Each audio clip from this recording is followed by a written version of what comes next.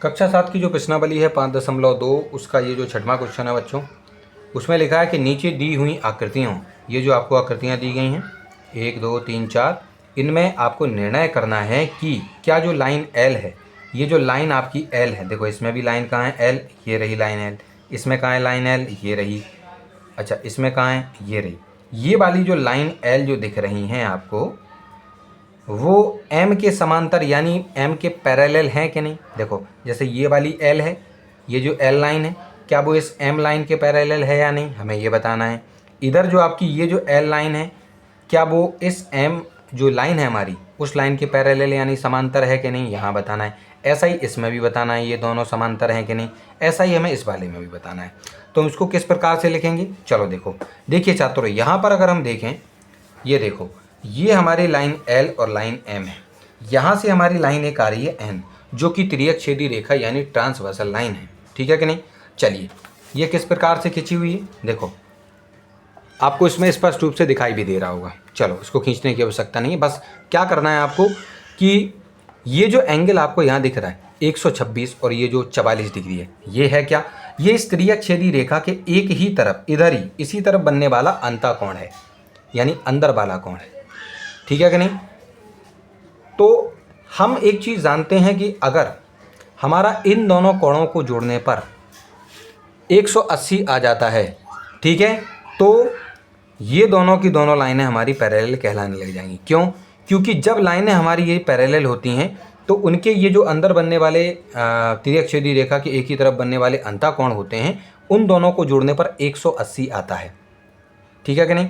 तो यहाँ पर अगर इन दोनों को जोड़ने पर 180 आ जाता है तो हम ये कह देंगे कि हाँ जी ये जो हमारी लाइन एल और लाइन जो एम है वो आपस में आपकी पैरेलल यानी समांतर है, ठीक है। तो इसमें हम क्या कर रहे हैं, देखो यहाँ पर हमने 126 डिग्री और 44 डिग्री को जब जोड़ा तो केवल 170 डिग्री हमें देखने को मिला। इस वजह से हमने यहाँ पर इसका कारण भी लिखा नहीं, क्योंकि त्रियक छेदी रेखा के एक ही तरफ बने अंतःकोणों का एक 180 होता है, लेकिन यहाँ पर आपका 170 है, ठीक। इस वजह से ये दोनों लाइन जो एल है और जो एम है आपस में समांतर नहीं है। इंग्लिश में लिखा है no because if line L parallel to M, यानी अगर कोई जो लाइन एल है एम की अगर पैरेलल होती, then the sum of the interior angle on the same side of transversal line is 180 degree. Clear है। चलिए उसके बाद बच्चों इस दूसरे वाले में भी इसी प्रकार से हमें देखना है कि क्या हमारा इसमें जो है रूल लग सकता है। अब इस दूसरे वाले भाग में ये लाइन एल जा रही है, ये लाइन हमारी एम जा रही है, ठीक है छात्रों। इसमें क्या है कि यहाँ पर आपका कितना लिखा हुआ है 75 डिग्री और सामने कितना लिखा हुआ है 75 डिग्री। यानी कहने का मतलब ये है कि देखिए आपका जो है इसमें ये 75 डिग्री है, तो इसके जस्ट यहाँ पर ये जो बगल में, देखो मैं इसको आपको यहाँ पर बना के बता देता हूँ छात्रों। देखो इस प्रकार से हमारा इसमें सेकंड वाला जो क्वेश्चन है, सेकंड वाला जो पार्ट है, उसमें हमारी एक लाइन तो जा रही है छात्रों इस प्रकार से आगे की तरफ, ठीक है, और यहाँ से एक लाइन है जिसे हमने लाइन एल कहा है, ये लाइन एल है, और यहाँ से हमारी एक लाइन जा रही है इस प्रकार से, ठीक है, और ये वाली लाइन आपकी क्या होगी, ये है लाइन एम, ये वाली लाइन थी आपकी एन। तो इन दोनों लाइनों के लिए ये वाली लाइन आपकी ट्रांसवर्सल यानी त्रियक छेदी रेखा होगी। इतना छात्रों हमको पता है कि ये 75 डिग्री है, तो ये वाला भी आपको 75 डिग्री दे दिया गया, तो उन्होंने कहा क्या ये दोनों लाइनें समांतर हैं। तो ऐसे तो पता लग नहीं रहा कि ये कैसे हैं, क्योंकि यहाँ से यहाँ के लिए कोई रूल तो है नहीं हमारा कोई कोण का। हम क्या करते हैं, देखिए हम इसमें जो है हम दो तरीके से इसको सॉल्व कर सकते हैं। पहला तरीका ये है कि सामने वाले को भी हम 75 डिग्री मान लेंगे, ठीक, और बाद में इन दोनों को जोड़ने पर 180 आना चाहिए, वो वाला हम फॉर्मूला लगा लेंगे जो हमने पहले वाले इस वाले में यूज किया था। या फिर हम चाहें तो इस बगल वाले को जो भी हमने इसमें किया है, ये वाला हम क्या मान लेंगे, एंगल पी मान लेंगे हम इसको। और बच्चों हम जानते हैं कि अगर कोई एक हमारी सीधी रेखा होती है, इस सीधी रेखा पर अगर कोई एक लाइन आए तो इस वाले बिंदु पर ये तो देखो ये पूरा बड़ा वाला कोण जो बनेगा बच्चों, ये पूरा बड़ा वाला जो कोण है वो 180 डिग्री का होता है, और इन दोनों कोणों को जोड़ने पर 180 आना चाहिए। यानी P और जो 75 है ये दोनों आपस में मिलकर एक तरीके का रैखिक युग्म यानी लीनियर पेयर बनाएंगे। इसलिए हमने क्या लिख दिया कि सॉरी ये भी हमारे पास तरीका है, ठीक है कि नहीं। लेकिन हमने देखो इसमें किस तरीके से लिखा है छात्रों, इसमें लिखा है P बराबर 75, यानी ये जो सामने वाला है इस वाले को हमने P मान लिया, ठीक है। वैसे भी हम इसको सॉल्व कर सकते हैं, इसको निकालने के बाद इन दोनों को बराबर होना चाहिए क्योंकि ये संगत कोण हो जाते, ठीक है कि नहीं। अगर ये बराबर होते तो हम कह देते कि लाइन L और M हमारी आपस में समांतर है, लेकिन अब हमने P इसको माना है बच्चों। ये आमने सामने की जो कोण है वर्टिकली अपोजिट एंगल है, यानी कि आपके ये हैं शीर्षविमुख कोण। तो ये वाला भी आपका 75 डिग्री हो जाएगा। क्यों हो जाएगा? क्योंकि वर्टिकली अपोजिट एंगल यानी आपका शीर्षविमुख कोण है। अब छात्रों हम क्या करेंगे कि P और 75 इन दोनों को जोड़ने पर 180 आना चाहिए। P और 75 को जोड़ने पर 180 आना चाहिए। क्यों आना चाहिए? क्योंकि पिछले वाले हमने क्वेश्चन में, इस वाले क्वेश्चन में भी देखा था कि देखो ये हमारी लाइन जा रही है, ये हमारी दोनों लाइन जा रही है, उसके लिए तिर्यक छेदी रेखा है, उसके एक ही तरफ बनने वाले, देखो उसी तरफ बनने वाले ये अंतःकोण है और दोनों को जोड़ने पर 180 आना चाहिए। ठीक, तो हमने क्या लिखा है? P + 75 बराबर 180। P हमारा 75 है, P हमारा अभी हमने इस वाले को हमने 75 माना, हमने P 75 लिखा और यहाँ पर हमारा पहले से 75 था तो उसको भी हमने क्या लिख लिया? 75 लिख लिया। दोनों को जोड़ा, इसको जोड़ने पर 150 आया, जबकि सामने कितना था आपका बराबर में? 180। दोनों बराबर नहीं है। जब दोनों बराबर नहीं है तो इस वजह से हमारे ये जो दोनों लाइन हैं वो आपस में समांतर नहीं है, ठीक है कि नहीं। चलिए, अब वो क्यों नहीं है? क्योंकि देखो इसका कारण यहाँ लिखा है, no because if line L and M अगर पैरेलल होती then sum of interior angle on the same side of the transversal line is 180, ठीक है कि नहीं।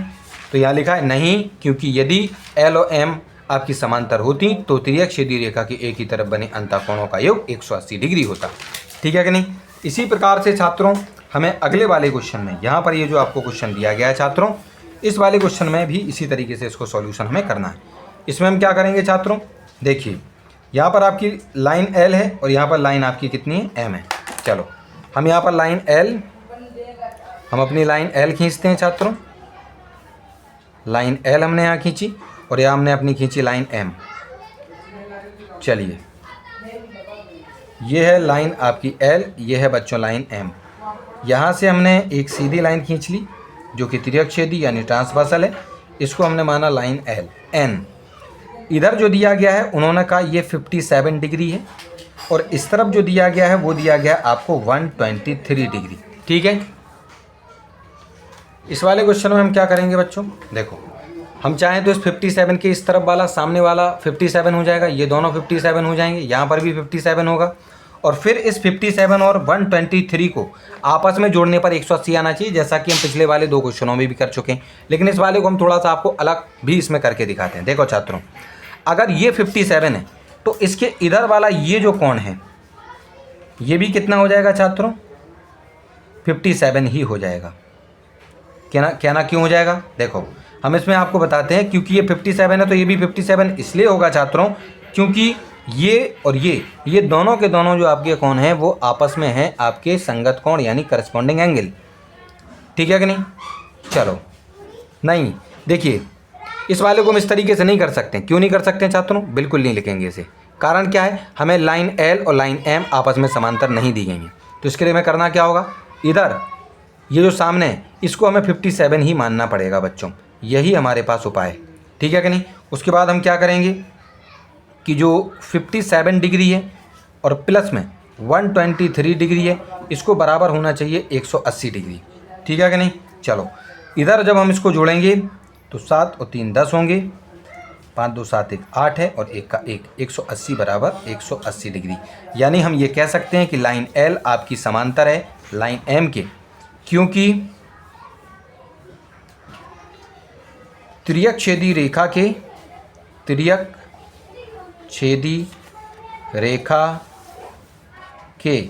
एक ही तरफ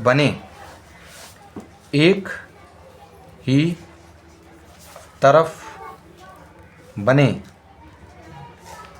अंतःकोणों का योग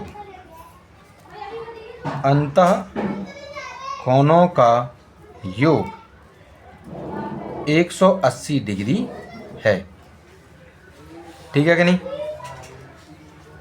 line L and M are parallel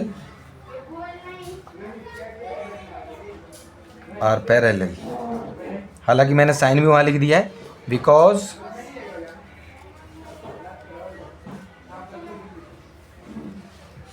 angle made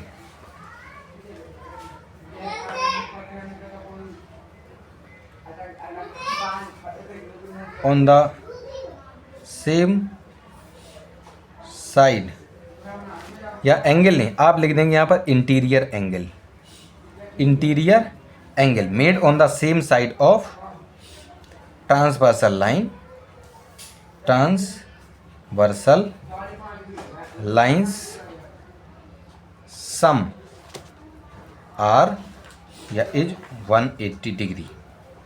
ठीक है, तो इस प्रकार से ये हमारी ये दोनों जो लाइनें हैं वो आपस में क्या हो जाएंगी, आपकी समांतर हो जाएंगी। ठीक है, तो इसी प्रकार से आपको ये जो सामने वाला ये जो 4th क्वेश्चन है इसको भी इसी प्रकार से आपको सॉल्व कर देना है छात्रों।